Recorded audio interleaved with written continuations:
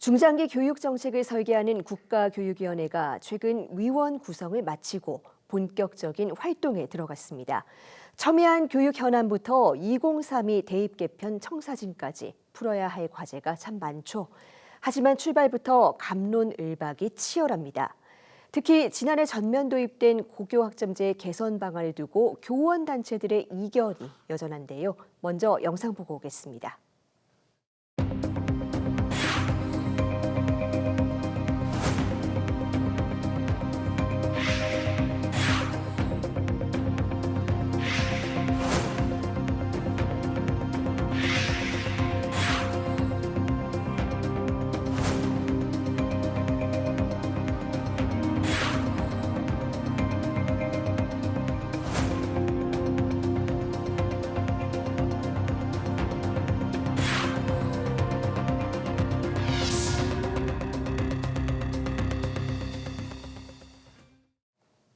네, 교사들이 바라보는 국가교육위원회의 과제는 무엇인지 전국 교직원 노동조합 박영환 위원장과 자세한 이야기 나눠봅니다. 위원장님 어서 오세요. 네, 안녕하세요. 네, 지난주 처음으로 이 국가교육위원회 첫 회의에 참여를 하셨습니다. 당시에 회의가 어떻게 진행이 되었고 또 어떤 부분을 강조하셨는지 궁금한데요. 네. 제가 처음 참석한 이 회의는 고교학점제가 시행되자마자 국가교육과정까지 변경해야 될 그런 논의까지 해야 할 만큼 현장 상황이 어렵다는 점을 확인하는 자리였습니다. 차정인 국가교육위원장께서는 학교 현장의 어려움이 과장되지 않았고 사실임이 판명됐다라면서 교사들의 고충에 공감을 표하셨습니다. 하지만 결과적으로는 현장의 유예 요구보다는 제도의 안정적 시행에 방점이 찍혔습니다. 저는 이 과정에서 교육부가 제시한 지원 대책이 현장에서 실제로 작동하기 어렵다는 점을 강력하게 강조했습니다. 특히 읍면지역 소규모 학교의 교원 수급 현실이 전혀 반영되지 않았다고 봅니다. 기간제 교사조차 구하기 어려운 지역이 적지 않습니다. 이런 조건에서 선택과목 운영과 보충 지도를 동시에 학교가 감당하라는 것은 큰 무리가 따릅니다.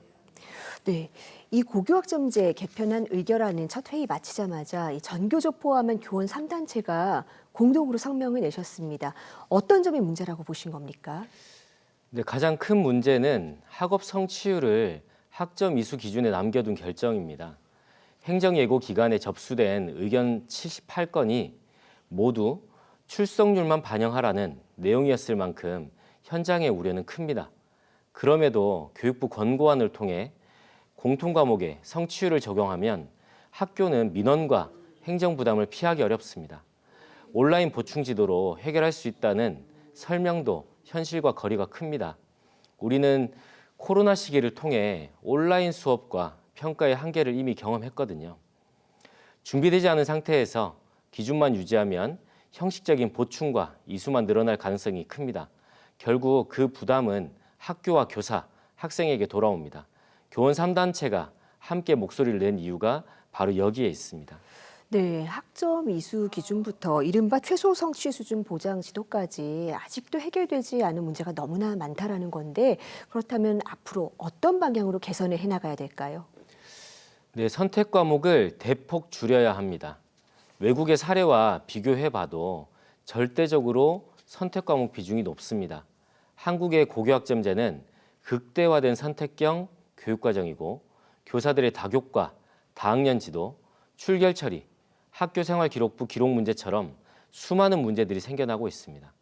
게다가 교사 정원은 줄여놓고 선택 교육과정을 전면적으로 시행하겠다는 것은 모순입니다. 지금 작은 시군의 고등학교는 기간제 교사도 구하기 어려워서 허덕이고 있습니다. 교사 정원을 대폭 확대해야 합니다. 그리고 상대평가가 아닌 절대평가로 전환하고 대입제도도 손을 봐야 합니다. 학생들의 선택을 확대해서 진로와 적성에 맞는 교육을 실현하겠다는 그 기본 취지부터 다시 점검해야 되지 않겠나 이렇게 생각하고 있습니다. 네, 당장 이 기간제 교사조차 충원이 어려운 상황입니다. 네. 우선 당장 이 학업 성취율 반영 유예와 교육지원청의 지원을 요구하고 계신데요. 네. 이 과정에서 학교와 교육지원청이 역할을 좀 분담해야 될 부분도 있을까요? 네, 있습니다. 지금 필요한 것은 학교가 감당할 수 있는 속도로 제도를 조정하는 일입니다. 학업 성취율 반영은 기초학력 지원 체계가 잡힐 때까지 최소 3에서 5년의 유예가 필요합니다. 그 사이 지원 체계를 제대로 갖춰야 합니다. 학교는 학생의 학습 결손을 발견하고 진단하는 역할에 집중해야 하고요. 이후에 전문적인 보충 지도와 이수 지원은 교육지원청과 학습지원센터가 직접 책임지는 구조가 필요합니다. 인력과 공간, 시간이 실제로 배치되지 않으면 지원은 말에 그칠 수밖에 없습니다. 특히 읍면 지역은 교원 수급 자체가 취약합니다. 장기적으로 학교는 학습 상태를 진단하고 교육지원청은 전문적인 치유와 지원을 담당하는 구조로 역할이 분명해져야 합니다. 네, 혼란이 번지기 전에 현장 목소리를 충분히 더 반영을 해야겠다는 생각이 들고요. 국교위 위원으로서 한편으로는 이 공교육 정상화와 대입제도 개편도 필요하다라고 말씀을 해주셨습니다. 어떤 부분을 개선하기를 원하시는 겁니까? 네, 공교육 정상화는 학교가 입시에 끌려다니지 않도록 만드는 데서 출발합니다. 고교학점제 논의 과정에서도 사교육 확대 우려가 계속 제기되고 있습니다. 선택 과목이 늘수록 정보 격차가 커지고 이는 학교 간 격차로 이어질 수 있습니다. 그래서 입시 경쟁 해소를 위한 근본적인 대책이 필요합니다. 구체적으로는 수능을 오지선다형 줄 세우기가 아닌 고교 과정을 충실히 이수했는지 확인하는 자격고사 형태로 전환하고 내신을 전면 절대평가화하는 것을 목표로 하고 있습니다. 학교가 교육과정 운영 때문에 행정과 민원에 매달리는 구조도 개선돼야 합니다. 대입이 학교 수업을 평가 기준으로 과도하게 압박하면 교실은 시험 준비 공간이 됩니다. 국교위에서 이 연결 구조를 바로잡는 데 힘을 쏟겠습니다. 공교육에 대한 신뢰는 결국 교실에서 회복돼야 합니다. 네, 결국 대입제도도 공교육 정상화를 뒷받침할 수 있는 방향으로 가야 된다라는 말씀이신데요. 지금 2028 대입까지는 완성이 되어 있고요. 이걸 건드리는 건 혼란이 더 커질 수 있는데 그렇다면 현행 대입제도를 언제 또 어떤 방식으로 보완해야 된다고 보십니까? 네, 대입제도는 무엇보다 예측 가능성과 안정성이 전제돼야 됩니다. 이미 2028 대입안은 확정되었지만 2032학년도 대입 개편 논의는 즉시 시작해서 수술을 해야 됩니다. 정교조는 정권마다 흔들리는 대입 개편이 아니라 교육과정 개편과 연동된 중장기 로드맵이 필요하다고 보고 있습니다. 지금처럼 고교 교육과정은 바뀌는데 대입은 그대로 두면 그 부담은 고스란히 학교와 학생에게 돌아옵니다.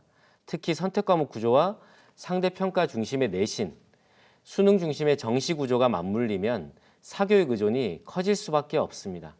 대입은 고교 수업을 다시 입시 중심으로 몰아가는 장치가 아니라 고교 교육과정을 충실히 이수했는지를 확인하는 그 방향으로 바뀌어야 됩니다. 이를 위해서 앞서 말씀드린 수능 자격 고사화와 대학 서열 완화를 핵심 의제로 삼아서 일관되게 요구할 것입니다. 더 근본적으로는 노동시장의 임금 구조 문제, 그리고 자산 격차, 그리고 출신 학교가 어디냐에 따라서 달라지는 채용 문제를 반드시 해결해야 되겠습니다. 네, 2032 개편을 위한 논의를 당장 시작해야 된다. 그렇다면 공론화 과정은 어떻게 진행하는 것이 좋겠습니까? 대입은 학생과 학부모의 삶에 직접적인 영향을 미친 제도입니다. 그래서 결정 과정이 투명해야 합니다. 교육부가 시한을 정해놓고 요식행위로 의견을 듣는 방식은 폐기돼야 하고요. 저는 교사, 학생, 학부모, 시민이 동등하게 참여하는 범국민 교육공론화위원회 구성을 제안합니다.